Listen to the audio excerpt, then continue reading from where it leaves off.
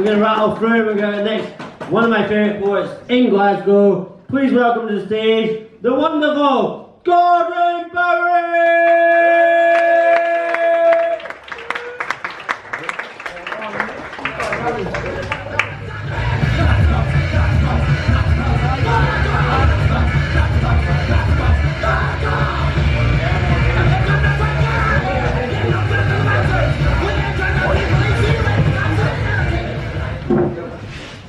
My name is Gordon.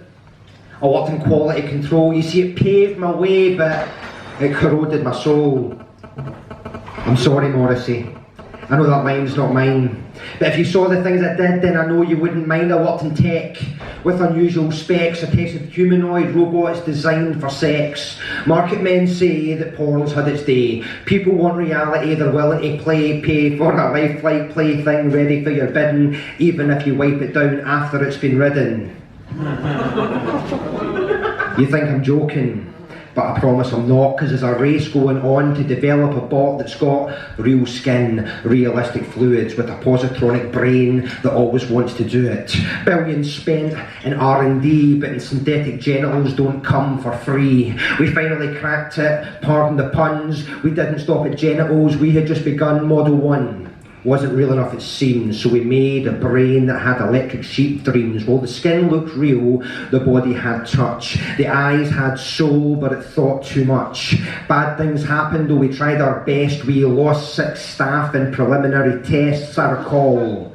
The day they rebelled, and they slaughtered the testers for the way that they smelled. I doubt you've ever seen a pelvis crushed by the pneumatic force of an android's lust. I have. And it isn't fun to watch a friend take a pounding by the metric ton. That's where I recommended going back to the start, but the managing director didn't have the heart. He said it's not easy winning market shares and the share price drops every time there's a scare, so they covered it up. They said they continue designing a robot you want to have in you, so I started a leak. That's the reason I'm here. I'm blowing the whistle on a culture of fear because they came for me, my colleagues too. Sex bots killed them in the corporate loo. I only made it out by the skin of my teeth. I went to the press, but they didn't believe. I got no response from a local MP, and when I went to the cops they tried to detain me, so I went on the run from town to town, pursued by sex bots, tried to take me down, but now the story is out, the truth set free. So if I'm found dead, tell the world about me, and please don't buy a sex bot. It's not worth your life for your carnal thoughts. You see, it's not enough to do it just because you can. Technology has limits, and so does man. This is a sex bot leakage. I'm telling the facts. I'm putting the truth out as they cover the tracks. This is your warning. Reject the brand. Sex bots kill. It's safer with your hand.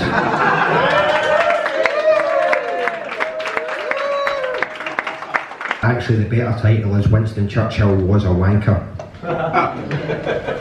Winston Churchill underground, he's drinking brandy from the lost and found, Cuban cigars, a swish top hat, footsie pyjamas and a cricket bat.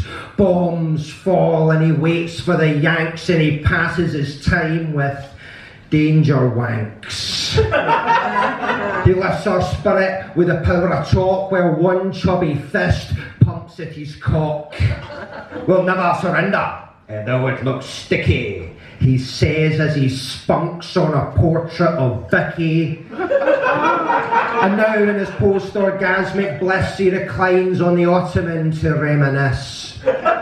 He chose entering Parliament instead of becoming a banker because there's limited choices if you're a wanker, but it turned out the people of Epping weren't happy when he said that he was a free market chappie. The Conservative Party wasn't for him, and so off to the Liberals in a bit of a whim, and then up to Dundee and given a seat, but he never liked them and that cake that they ate, and then all of this crap about rights for the workers. Winston had the guns to deal with the shirkers.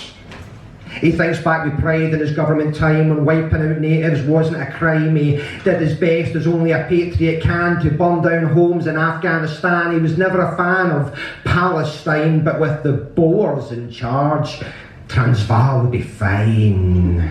He wrangled the Anglo-Iranian deal and left millions of Hindus deprived of their meals. Civilian deaths, they grew and grew, and Ireland and Mesopotamia too. Winston scoffed at the millions dead compared to the billions in the sock by his beds.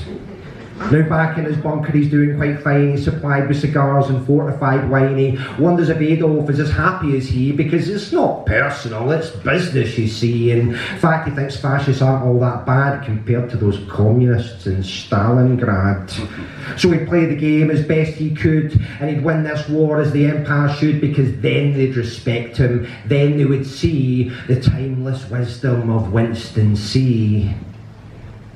Now making the switch from brandy to scotch, Winston picks at the crunchy patch on his crotch, and he thinks of the future and posterity as he undoes his buttons, grinning with glee. Maybe someday there'd be a vote to put his visage on a £5 note. Maybe children at school could be taught his name, and there'd be no end to his fortune and fame. Hell, maybe he'd win in a contest to find the greatest of Britons that lived in all time. He thinks of these things as he pulls at his chode, as he rolls back his eyes, and he splatters his loads.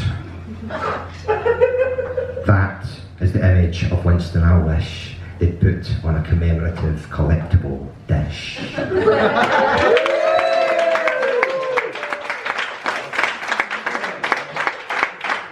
Okay, one more. We're up against it for time. So we're disgusting things. So we'll do my vasectomy. Anyone have vasectomy? No. Okay, I'm here to convince you. Vasectomy. I made the choice some years ago to stop procreating. My sperm must go. When I told my wife, I thought it might have shocked her, but it turned out she'd already booked me in with a doctor. So off I went to the family doc, trusting she wouldn't laugh at my nervousness. She said, "Oh, aching, no throb, I've heard it's quite sore, and besides you don't know when you might want some more. What if you're 40 and you wake up one day wanting a baby? What then will you say?" Well, honestly, Doc, I don't think an urge is reason enough to keep life in my splurge, and as you know, I've already got 2, and that's quite enough, so goodbye and thank you. I met with the surgeon on June 24. They asked again if I really was sure. I confirmed that I was, and they said, "Fair enough, hop up on that bench and show me your stuff." Well, thank all the gods in their celestial halls, I'd remembered that morning to talcum my balls. I'd had a wee trim and a squirt of perfume, because that job's hard enough without dealing with fumes. They said some don't flinch, most are quite stoic, but when cupped in their hand I felt less than heroic. They gave me a squeeze, I admit I'm pathetic. I squealed like a pig and they prescribed anaesthetic. So the day finally came, I went under the knife, I got pumped full of drugs, I lost 4 hours of my life. The pain was severe, I'm not going to lie, every move that I made me want to cry, but after a while they let me go home, where my wife grinned and sniggered at each wince and each moan. The advice from the doctor I tried to retain was that for 1 month I had to abstain. Now that might not sound bad, just superfluous gripes, but be sure that includes cleaning the pipes. I lasted 2 weeks, it was all I could do.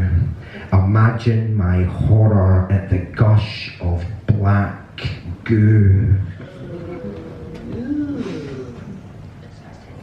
See, no one had told me they'd neglected to mention the clotting of blood in my ejaculation. There's throbbing and swelling, there's bruising and itches, there's blood in my pants when I scratch at the stitches.